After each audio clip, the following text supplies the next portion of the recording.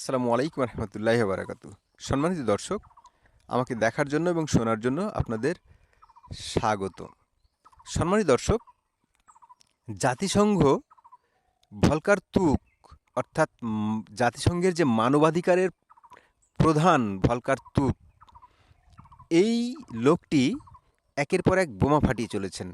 অর্থাৎ উনি তো বোমা ফাটালেন, এই যে ষড়যন্ত্রে মধ্যে সেনাবাহিনী নিষ্ক্রিয় ছিল, এখন তো বোঝা যাচ্ছে যে দেশি বিদেশি ষড়যন্ত্রগুলো সবাই অ্যাক্টিভ ছিল।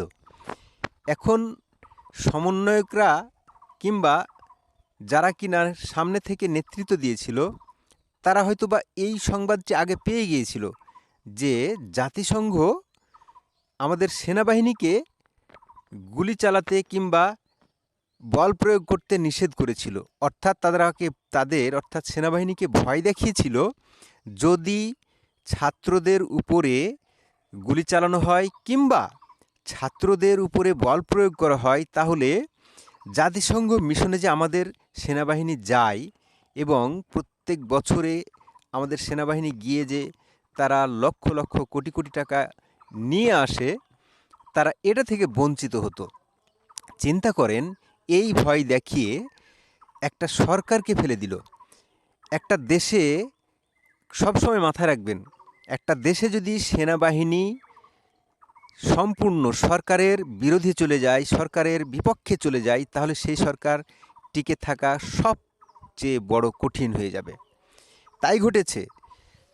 সেনাবাহিনী যখন নিষ্ক্রিয় ছিল এবং সেনাবাহিনী যখন থেকে এই মেসেজটা সবার কাছে ক্লিয়ার করে ফেললো, জাতিসংঘের যে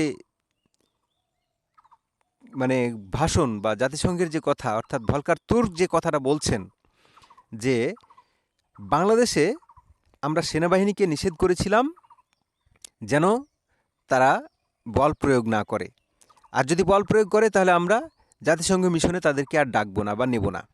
এই থেকে সেনাবাহিনীর কতিপয় কিছু জুনিয়র লেভেলের যারা ছিলেন, যারা কিনা বিদেশ যাওয়ার জন্য অতি উৎসাহী এবং বিদেশ যেতে না পারার তাদের যে আক্ষেপ থেকে যাবে, এই থেকে তাদের ভিতরে একটা মিটিং হয়।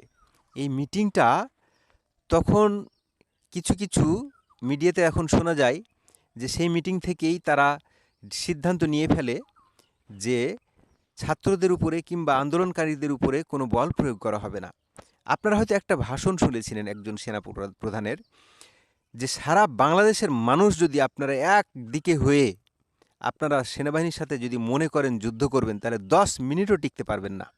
সেনাবাহিনীর কোনো একজন প্রধান এই কথাটা বলেছিলেন, সম্ভবত ইকবাল করিম চৌধুরী কিংবা তার আগের একজন সেনাবাহিনীর প্রধান এই কথাটা বলেছিলেন। তো ঠিক তাই, যদি সেনাবাহিনী কোনো আন্দোলনকে দমন করতে চায়, তাহলে 10 মিনিটও লাগার কথা না।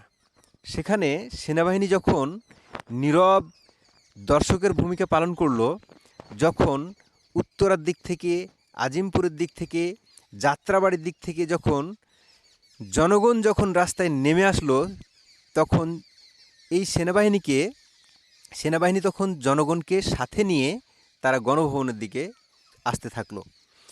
দেখলাম হিজবুত তাহরির সহ শুরু করে আরও অনেক অনেক সংগঠন, অনেক মানুষজন, হ্যাঁ অবশ্যই এই সরকারের প্রতি একটা জনরোষ ছিল।